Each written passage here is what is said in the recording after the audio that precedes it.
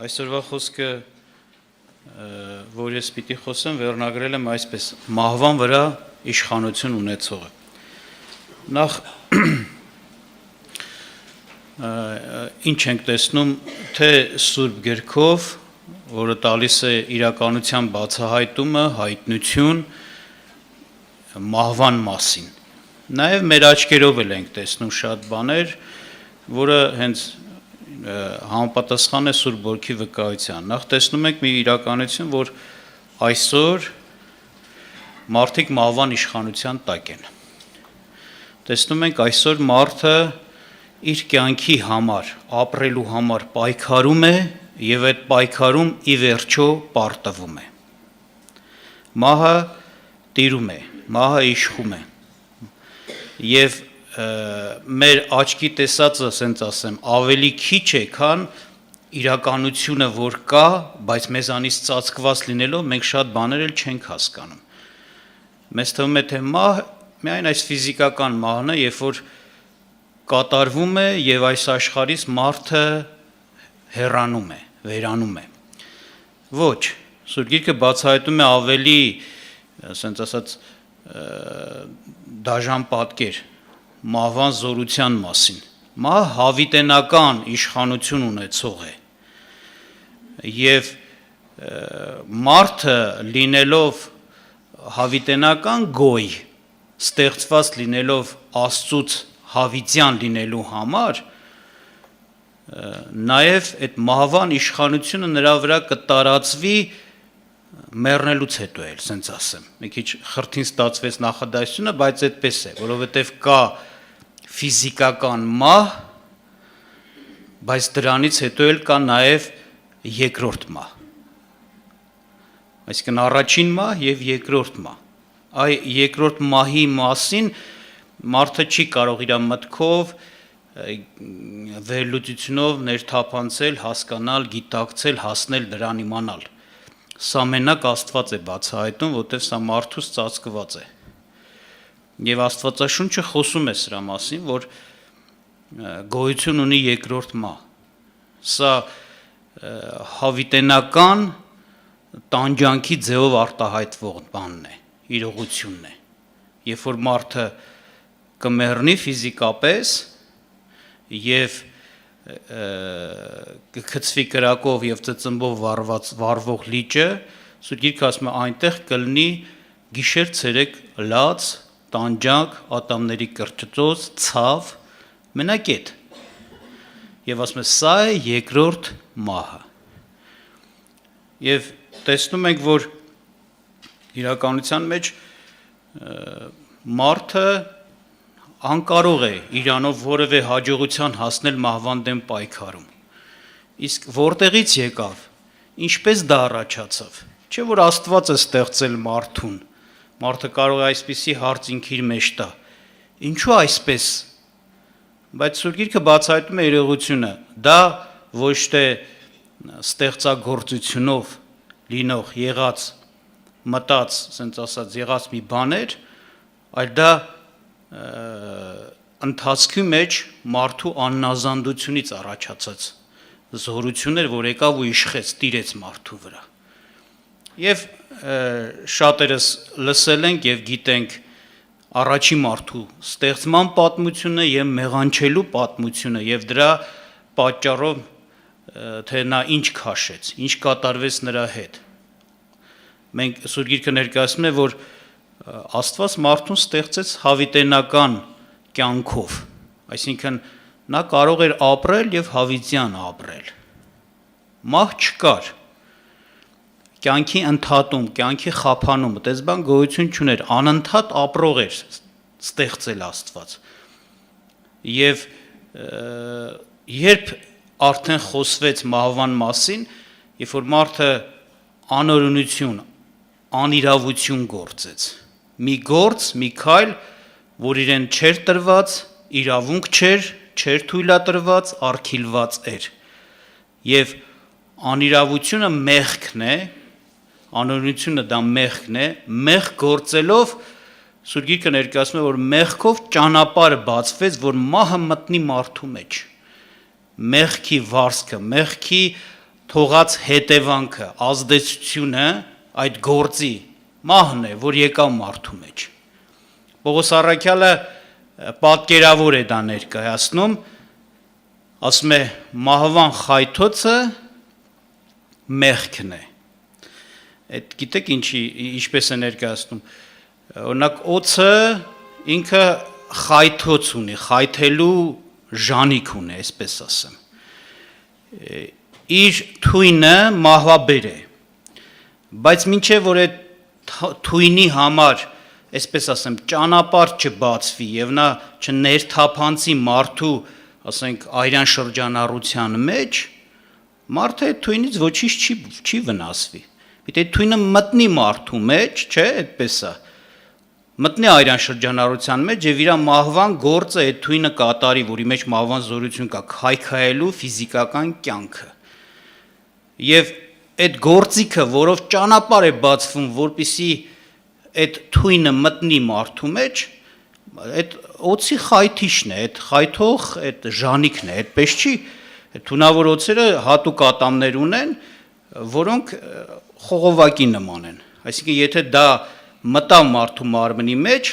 դրանով նա ճանապարհ բացեց, որպեսզի այդ խողովակից ոնց որ ասած թույնը մահը մտնի մարդու մեջ, այդպես է։ Նմանապես ասում եմ մահվան խայթող այդ ժանիքը մեղքն է, այսինքն երբ որ մեղք գործվեց, հենց մեղքը մի հատ բացեց ճանապարհ, որ մահը մտնի մարդու մեջ։ Եվ մահը ոչ միայն ուղղակի մի ժամանակավոր երևույթ է, Սուրբ Գիրքը ասում է մահը թագավորեց, ընդ որում ոչ միայն առաջի մարդու կյանքում, առաջի մեղ գործողի կյանքում, օրինակ մտածես, հա, ինքը գործել էր, բայց սերունդները գոնա նրա չվնասվեին։ Սերունդները այդ չարիքով չտարապեին, դրա ազդեցության տակ չընկնեին։ Ինքը եւ վերջ, ոչ։ Սուրբ Գիրքն ասում է Ադամը մեղանչեց, դարավ մահկանացու, մահվան իշխանության ներքո եւ նրա բոլոր սերունդը, որ մենք ենք, բոլորս ենք, ադամականներ, այդ աղբյուրից ոնց որ եկած, այնտեղից սկիզբ առնողներ, ասում եմ, բոլոր ամբողջ սերունդը ընկավ մահվան իշխանության տակ։ Եվ դրա վկայությունը այսօրվա նաև մեր տեսածն է, որ ամենքն էլ մեռնում են, մենք չենք տեսել մարդ, որ կենդանի մնա։ Որ իրոք տեսնում ենք, որ կատարվում է դա, եւ Հռոմեացիս թղթում Պողոս առաքյալն է ասում, 5-րդ գլխում ասում է, սրա համար, ինչպես մեկ մարդի ձեռքով մեղքը մտավ աշխարհ, եւ այն մեղքով էլ մահը, տեսեք, մեղք գործվեց, եւ այդ մեղքով մահը մտավ, մեղքը ճանապարհ բացեց, որ կյանք քայքայող, կյանք փչացնող, կյանք վերացնող զորություն կա մարդու մեջ, եւ մարդը դադարի ապրելուց, իսկ ֆիզիկական կյանքն է ժամանակի մեջ կորցնի, հոգեվոր կյանքը միանգամից կտրվեց Աստծուց, Աստծո կյանքից։ Ասում է, եւ այն մեղքով մահը, եւ այսպես մահը ամեն մարդկանց վրա տարածվեց, ըստ որում ամենքը մեղանչեցին։ Նմանապես 17-ում ասում է, որովհետև եթե մեկի մահովը, մեղքովը մահը թագավորեց այն մեկի ձեռովը, եւ ել որքան ավելի նրանք, որ ընդունում են շնորհքի լիությունն ու արդարության պարգևները, կյանքով կթագավորեն այն մեկ Տեր Հիսուս Քրիստոսի ձեռքով։ Առաջի մասում խոսեց, որ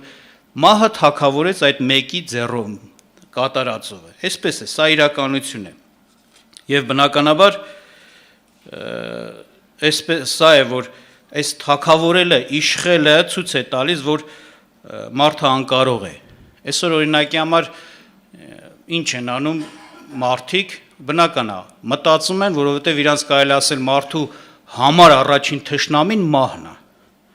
Դրանից ավելի մեծ թշնամի չունի մարդը։ Մեկը կարող ասի, գուցե սատանան է, չէ, մահը ավելի մեծ թշնամի է, քան սատանան, դրա մասին ես դեռ կխոսեմ։ Եվ մարդը մտածում է հաղթել, միջոց է փնտրում, որպեսզի չմեռնի, այսպես ասեմ, իր կյանքը երկարացնի, դեղեր, դեղամիջոցներ, չէ, գիտությունա զարգացնում, գենետիկայա զարգացնում, որպեսզի ինչ որ գենետիկ այդ բաների մեջ հայտնաբերի այն տարը, այն շղթան, որը ազդում է մարդու վրա, որ մարդը ծերանում սկսում է մեռնել, որ էդի փոփոխության ենթարկելով գուցե չմեռնի, այս բաներ մտածում է։ Այսինքն ֆիզիկական միջամտություններով ուզում է մահվան դեմը առնի։ Եթե ֆիզիկական լիներ մահվան աղբյուրը պատճառը, գուցե հնարավոր էր, ճիշտ է։ Օրինակ ձեզ ասեմ, մարդը, ասենց ասեմ, մրսում է, չէ՞, հիվանդանում է, գրիպ են գնում կամ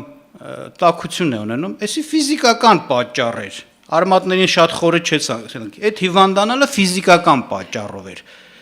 Ցրտից, իրեն լավ չպահեց, չէ՞։ Մարմինը վնաբանը չկարողացավ ոնց որ ասած պայքարել եւ հիվանդացավ։ Դե դեղը բան ստեղծել, որ նաեւ ֆիզիկական դեղի միջոցով դա բուժում է, նորմալ է, հնարավոր է ֆիզիկական պատճառ, ֆիզիկական բժշկություն։ Բայց մահվանը, որ նայում ենք, պատճառը, աղբյուրը նոր ես բացատրեցի, հիշեցրեցի ձեզ սուրգիքից, դա ֆիզիկական չի, ժողովուրդ ջան։ Հոգևոր պատճառը։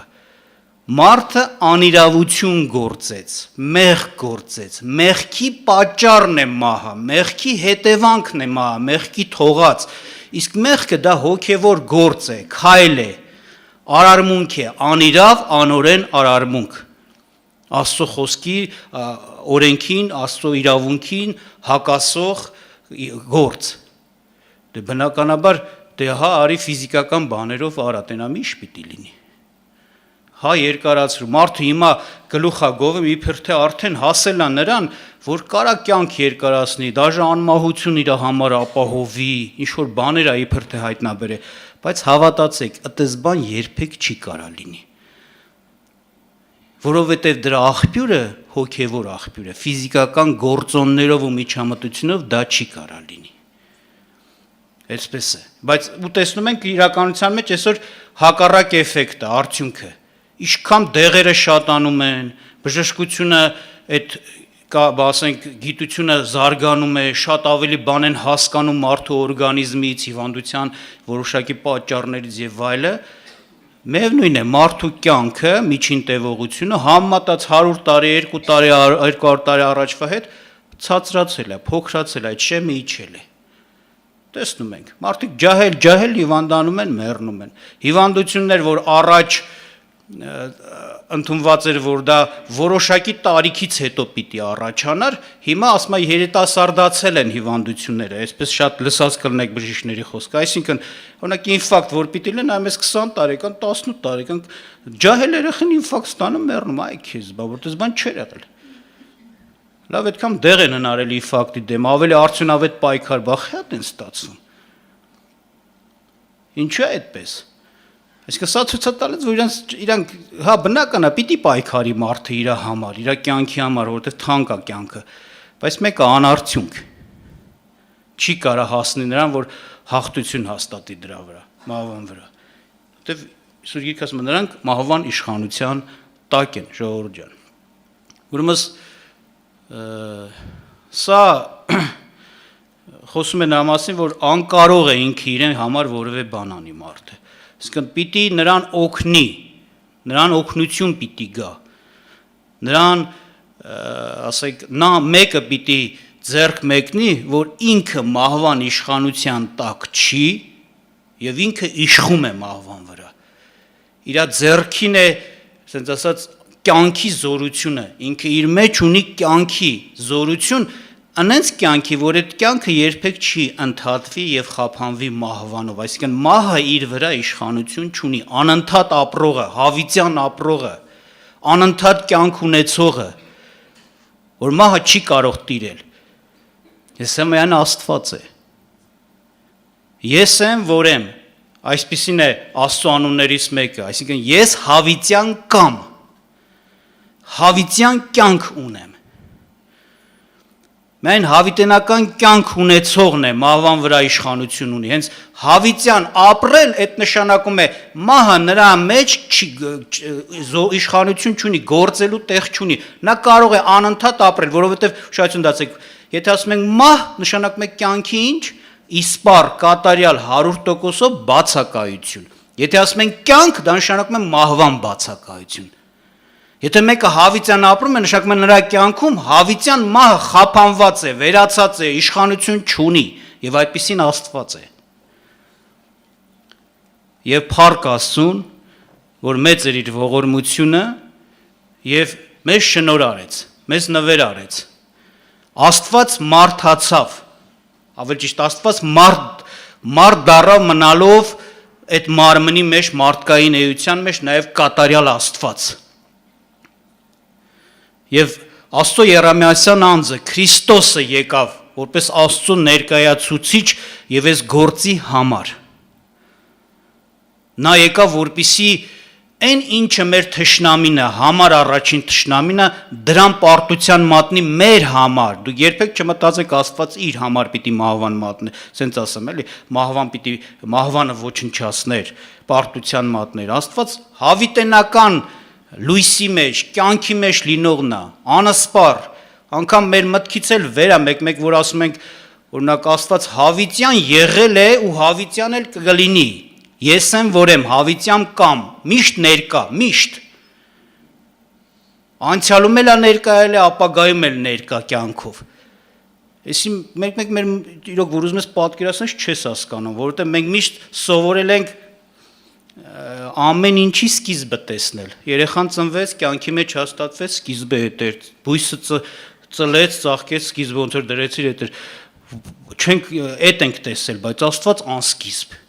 Հենց սա ցույց է տալիս, որ հավիտյան լինողը, հավիտյան կյանք ունեցողը, նրա մոտ մահը պարտված է, չկա, գոյություն չունի։ Ոչինչ է։ Եվ իրականության մեջ Քրիստոսը, որ այսպիսին է Աստծո Երամիասյան մեկ անձը, հենց իր կյանքով ապացեց։ Խոսքեր էր ասում, որ շատերը զարմանում էին, շատերը անգամ իր աշակերտները տեղ կար չէին կարողանում դա ընդունել, թեպետ պատճառը ուրիշ էր, ամենայն դեպս ինչ էր ասում, օրինակի համար Տիրոջ խոսքերից կարդամ Հովանու 10-րդ գլխի 17-18 խոսքերը, Հովանես Ավետարանում, որ նշված է, Հովանես 10-րդ գլուխ 17-18 խոսքերը։ Տեր Հիսուս Քրիստոսի խոսքերն ասում, նրա համար իմ հայրը սիրում է ինձ, որ իմ անձս դնում եմ, որպեսզի դարձյալ առնեմ նրան։ Ոչով նրան վեր չի առնում ինձանից, այլ ես ինքս եմ ինձանից դնում նրան եւ իշխանություն ունեմ նրան դնելու եւ իշխանություն ունեմ դարձյալ առնելու, այս պատվերը առա իմ հորիցը։ Տեսեք, ինչ է ասում, ասում է, ես նախ հայրը ինչի համար է ինձ սիրում, ասում է, սրա համար, որ ես հոժարակամ եմ եկել, որ իմ կյանքս դնեմ։ Ասում է, ոչ ոք ինձանից իմ կյանքը չի առնում, այսինքն նշի, որ ես չեմ ուզում, ես պայքարում եմ ու ինձ կսպանեն։ Ի հակառակ իմ կամքի, հակառակ իմ ցանկությանը։ Ոչ, ես ինքս եմ եկել, որպեսզի իմ կյանքս ինչ անեմ, հոժարակամ դնեմ։ Բայց ասում է, ես իշխանություն ունեմ, ես իշխանություն ունեմ, կարամ դնեմ իմ կյանքս, այսինքն մեռնեմ։ Թույլ տամ, որ մահը տիրի, որպես մարդ, բայց կարամ նաև ինչ անեմ, նորից առնեմ, իմ կյանքս վերցնեմ, հաստատեմ, այսպես է։ Այսինքն Տիրոջ ձեռքին է, որոշություն եք դարձնում, այսօր մարդը ամեն ինչ անում է, իր տունն է ծախում անգամ, ունեցվածք ամեն ինչ, մենակ այն մահվան շեմին գտնվող իր հարազատին, բարեկամին, որ մեռնող հիվանդության մեջ է, մի բան անի, հանկարծ մահ չտիրի նրա վրա, չէ, բայց հենց մահը տիրում է, ձեռները ասենց ասած թևաթափ է լինում եւ տանում թաղում է, էլ չի պահում։ Որովհետև հասկանում է անիմաստ է, բայց Հիսուսը ինչ է ասում, ես հանգիստ կարող եմ մեռնել, հոժարակամ տրվել դրան, որ թույլ տամ ինձ մահվան մատնեն, եւ կարող եմ նաեւ հաղթեմ մահվանը, նորից կյանքի մեջ իմ անձս կանգնեցնեմ։ Սա չի ցույց տալիս, որ Քրիստոսը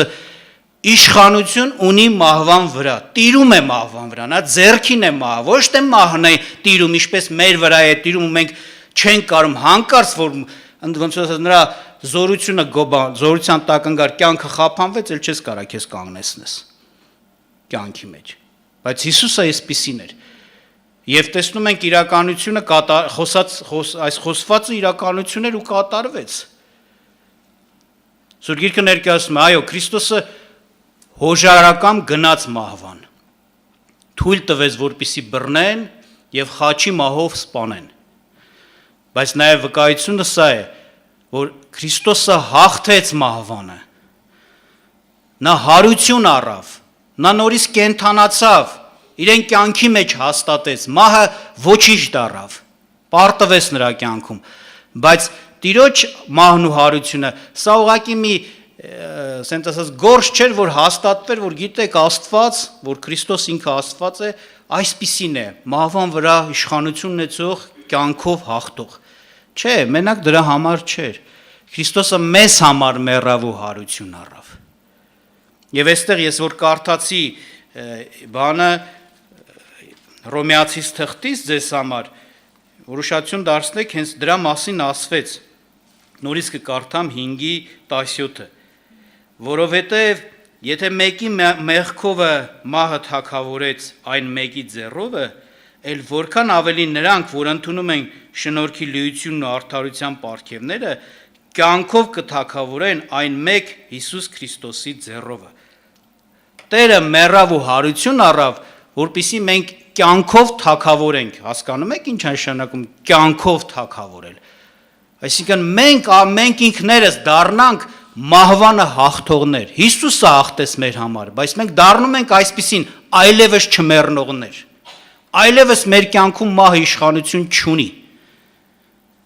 Հիսուսը մեր համար այսպիսի բան ասեց. ինձ հավատացողը, այսինքն մեր համար, մենք ենք, չէ՞ իրան հավատացողը, թեև մեռնի, կապրի, այսինքն այդ մահը իր համար ոչ մի բան է, չի ընկղվի այդ իշխանության մեջ ու բռնվի ու պահվի եւ հավիտյան տանջվի, չէ։ Եվ գիտենք, որ ինչպես Քրիստոսը հարություն առավ, այսպես էլ իր զավակների համար, իր ժողովրդի համար հարություն է պատրաստել։ Եվ հարությունով մահը ընկղվում է հաղթության մեջ ընդմիշտ, հավիտյան, հարություն առնածները այլևս չեն մեռնի, նրանք հավիտյան կապրեն։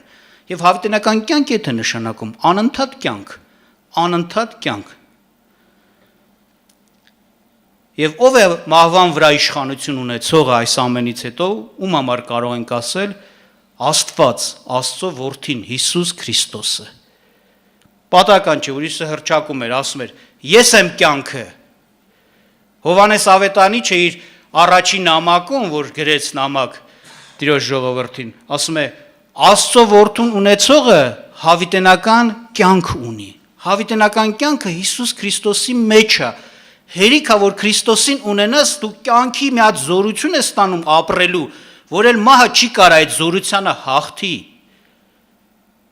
Այն զորությունը, որ Քրիստոսին հարություն տվեց, կյանքի զորությունը, որ մահին պետք է հաղթեր, մահից խլեր, հաներ, այսպես ասեմ, մահի ճիրանները քանդեր, զորությունը փչացներ եւ նորից կյանքի մեջ հաստատեր, այդ նույն զորությունը Սուրբ Գիրքը ասում է, հիմա մեր մեջ է ներգործում։ Ապրելու կյանքի զորություն, փառք Աստծուն սրա համար։ Եվ մենք կարող ենք կյանքով թագավորել, հավիտյան ապրել։ Իսկ թագավոր նշանակում է իշխել, որ դրանից դուրս բան չլինի, մահը չկարնա, չի կարող ոչ մի բան այդտեղ անել։ Այսպես է, փառք Հիսուսին, որ մեզ Քրիստոսն է մահվան վրա իշխանություն ունեցողը, եւ Քրիստոսով մենք էլ դառնում ենք մահվան վրա իշխողներ։ Եվ մի համար կուզեմ կարդամ Կորինթացիների թղթից, որ ներկայացնում է հարությունը արդեն Քրիստոսի ժողովրդի համար եւ վկայություն է տալիս, թե ինչ եղավ դրանով, կատարվեց մեզ համար։ Առաջի Կորինթացից 15-րդ գլուխ 54-ից 57 խոսքերը։ Ոնց առաջի Կորինթացից 15-րդ գլուխ 54-ից 57 խոսքերը։ Եվ երբ որ այն անապականություն կհագնե եւ այս մահկանացուն անմահություն, այն ժամանակ կլինի այն խոսքը, որ գրված է, թե մահը ընկղվեցավ հաղթության մեջ, ո մահ, ուր է խայթոցդ, գերեզման, ուր է քո հաղթությունը, մահի խայթոցը մեղքն է եւ մեղքի զորությունը օրենքը, բայց շնորհակալություն Աստծուն, որ տվավ մեզ հաղթությունը մեր Տեր Հիսուս Քրիստոսի ձեռովը, փառք Աստծուն։ Երբ որ հարությունը կլինի, ասում է, վերջացավ, պիտի հարցնես, ուր է գերեզման քո զորությունը, որ պահում է իր մարդուն մահվան մեջ, մեղք, ուր է քո զորությունը, մահ, ուր է քո զորությունը, խափանվեց, այլևս չկա, հավիտյան ապրելու համար հարություն պիտի առնենք։ Հեսա ում շնորհքով ասում է, հաղթող դարձրեց մահվան վրա, ում շնորհքով, Հիսուս Քրիստոսի շնորհքով, Հիսուս Քրիստոսի ձեռքով, փառք Տիրոջը։ Ուրեմն մարդը շատ է սիրում ապրել, եւ դա ճիշտ է, ես սխալ չի անում, ուզում է ապրել։ Եթե մեկը իր համար կյանք է փնտրում ապրել, ուզում է ապրել հավիտյան, թող Քրիստոսին ընդունի, որովհետեւ Քրիստոսով նա մենակ կարող է հավիտյան ապրել։ Կյանքը եւ անմահությունը Քրիստոսը բերեց, մահը խափանելով, մեկ ուրիշ տեղ այդպես է գրված Տիմոթեոս թղթում։ Փառք Հիսուսին։ Եվ Հովհաննեսն էլ իր առաջին ամակում ասում է. «Սա գրում եմ ձեզ այս բաները, որ Հիսուս Քրիստոսին հավատացողները սա իմանաք, որ հավիտենական կյանք ունեք»։ Այսինքն կաղա մեկը հավատում է Քրիստոսին, ընդունել է իրան Տեր ու Փրկիչ, դեռևս չգիտի, որ հավիտենական կյանքը արդեն իր համար սկսվել է։ Այսինքն ինքը մի հատ մահվան վրա իշխող հաղթող է դարել Քրիստոսով։ Մահը իր կյանքում էլ չի տիրի։ Թեկուզ ֆիզիկապես մեռնի, այդ ֆիզիկական մահը այն մահվան բանը չի, որ ոնց որ ասած զորությունը չի, որ տանում էր հավիտյան պահում էր իր մեջ, որ հավիտյան տանջվեր։ Դա տեղափոխող մի հատ երևույթ է դառնում։ Այս աշխարհից տեղափոխում ես քո Տիրոջ, քո Աստծո Քրիստոսի մոտ։ Բայց ապրելդ մնում է ապրել, դու ապրող ես։ Բայց արդեն բնական է, նոր իրավիճակում, նոր վայրում եւ ժամանակի մեջ էլ նոր մարմնով, հավիտենական անապականացու, ինչպես այստեղ կարդացինք։ Տիրոջը փառք լինի։ Եվ մի համարի վրա կուզեմ ուշադրություն դարձնենք, այսինքն համար Սուրբ Գրքում, որ հաճախ սխալ է մեկնաբանվում եւ այն փառքը, որ Քրիստոսինն է, չեն տալիս Քրիստոսին, անգամ ինչ որտեղ կարելի ասել սատանային են վերագրում, հա, մահվան վրա որպես իշխանություն ունեցող, կուզեմ կարդամ Եբրայեցիս 2-րդ գլուխ 4-րդ խոսքը։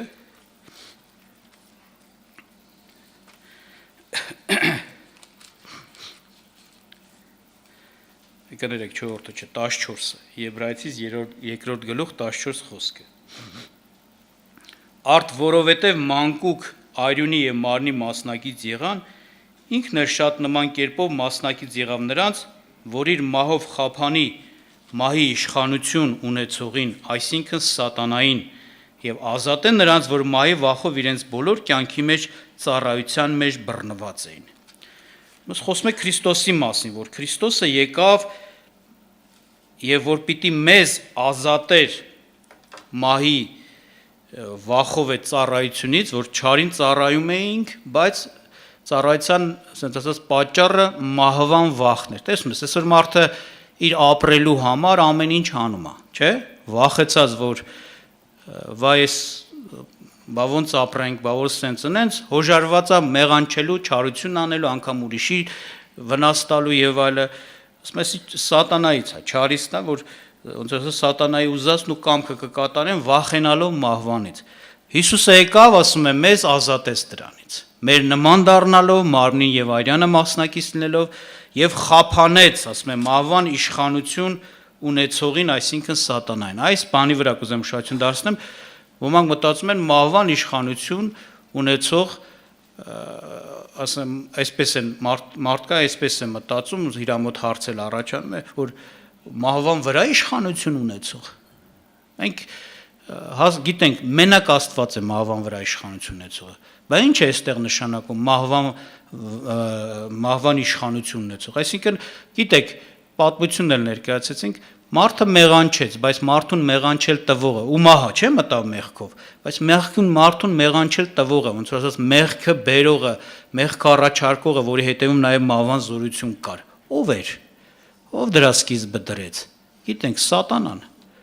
Այո, նրա գործողությունները, նրա գործը այդպիսին է, նրա գործով մահ է գալիս մարդկանց վրա։ Մարդիկ մեղանչում են, անիրավություն են գործում, մեղքի վարձն են մահը։ Ոչ թե ինքը մահվան վրա իշխանություն ունի, իր ձեռքին է մահը եւ այլ, այդպես բան չկա։ Ինքը հենց մահվան իշխանության տակ է։ Սուրբ Գիրքը ներկայացնում է, որ ժամանակ կգա, որ Աստված պիտի նրան եւ իր չար հրեշտակներին, իր բանակին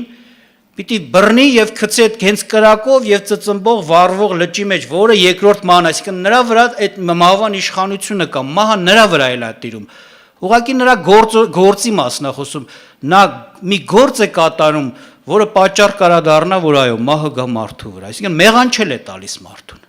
Էս է, ոչ թե իշխանություն ունի մահվան վրա, այդպիսի բան չկա։ Տեր Հիսուս Քրիստոսն է Լովանու ավետարանում, երբ որ հիշում եք 8-րդ գլխում բաներ եթում, խոսակցություն էր եթում 8:44-ում հрьяաների հետ խոսում էր,